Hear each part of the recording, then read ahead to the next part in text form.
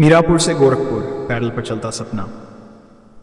मीरापुर गांव की कच्ची गलियों के आखिरी छोर पर टूटी फूटी मिट्टी की दीवारों वाला एक छोटा सा घर खड़ा था।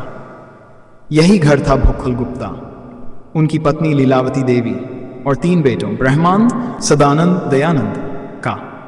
घर में गरीबी ऐसे बसी थी जैसे पुरानी दीवारों में सीलन। बरसात में छत टपकती, गर्मी में टिन गर्म हो जाता और सर्दियों में ठंडी हवा दरारों से अंदर घुस जाती। फिर भी इस घर में एक चीज हमेशा रहती, उम्मीद। चावल का सफर कैसे शुरू हुआ? भुक्खल जी के पास अपनी खेती नहीं थी। वो गांव के बड़े किसानों से चावल खरीदते। लीलावती घर पर बैठकर धान में से कंकड़ पत्थर चुनकर उसे साफ करती और फिर उसे बोरों में भर देती। सुबह सूरज निकलने से पहले ही भुक्खल जी अपनी पुरानी खड़खड़ाती साइकिल पर 2 ठेस बोरे चावल लादकर निकल पड़ते। गोरखपुर शहर तक का सफर करीब 82 किलोमीटर लंबा था। रास्ता आसान नहीं था, कहीं ऊंची चढ़ाई, कहीं कीचड़, कहीं गड्ढों से भरी सड़क। बरसात में पैडल मारना ऐसे लगता जैसे पानी में नाव चला रहे हों, और गर्मी में पसीना आंखों में उतर आता।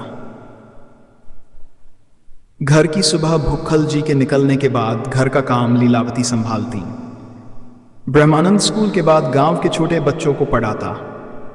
सदानंद किराने की दुकान में सामान पहुंचाने का काम करता। दयानंद मोहल्ले के बुजुर्गों के छोटे मोटे काम कर देता। शाम होते होते सबकी नजरें उसी गली पर टिक जाती जहां से भुक्खल जी की साइकिल लौटनी होती। थकान से झुकी पीठ और पसीने से भीगा कपड़ा देखकर लीलावती का दिल भर आता, लेकिन वो मुस्कुराकर पानी का गिलास थमा देती। मुसीबत का साल एक बार बरसात इतनी तेज हुई कि कई दिन तक सड़कें दलदल बन गई। एक दिन भुक्खल जी चावल लेकर निकले, लेकिन बीच रास्ते साइकिल की चेन टूट गई। सामान भारी था, लेकिन उन्होंने बोरे उतारे, साइकिल कंधे पर रखी और आधा रास्ता पैदल तय किया। गोरखपुर पहुंचते पहुंचते शाम हो गई और थकान से उनके हाथ कांप रहे थे, लेकिन उन्होंने चावल समय पर पहुंचा दिए। उस दिन कमाई कम हुई, लेकिन मन में एक संतोष था, काम अधूरा नहीं छोड़ा। धीरे धीरे पहचान गोरखपुर के कई व्यापारी भुक्खल जी की ईमानदारी और साफ सुथरे चावल के कायल हो गए। अब वो सीधे भुक्खल जी को ऑर्डर देते और भरोसा करते कि समय पर माल मिलेगा। भुक्खल जी ने पैसे बचाकर पुरानी साइकिल की जगह एक मजबूत गियर वाली नई साइकिल खरीदी।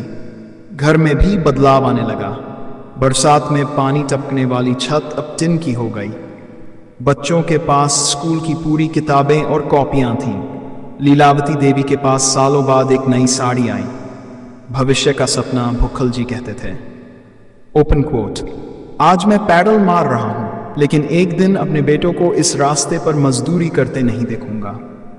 वो पढ़ेंगे, आगे बढ़ेंगे और गरीबी को पीछे छोड़ देंगे। ब्रह्मानंद कॉलेज जाने का सपना देखता था। सदानंद दुकान खोलना चाहता था और दयानंद तो कहता था, ओपन कोट, बाबा मैं आपके लिए मोटरसाइकिल लाऊंगा ताकि आप चावल जल्दी पहुंचा सकें। सीख भुक्खल गुप्ता की कहानी ये सिखाती है कि गरीबी रास्ता रोक सकती है, लेकिन मेहनत पैडल की तरह है। जब तक चलते रहोगे मंजिल जरूर मिलेगी।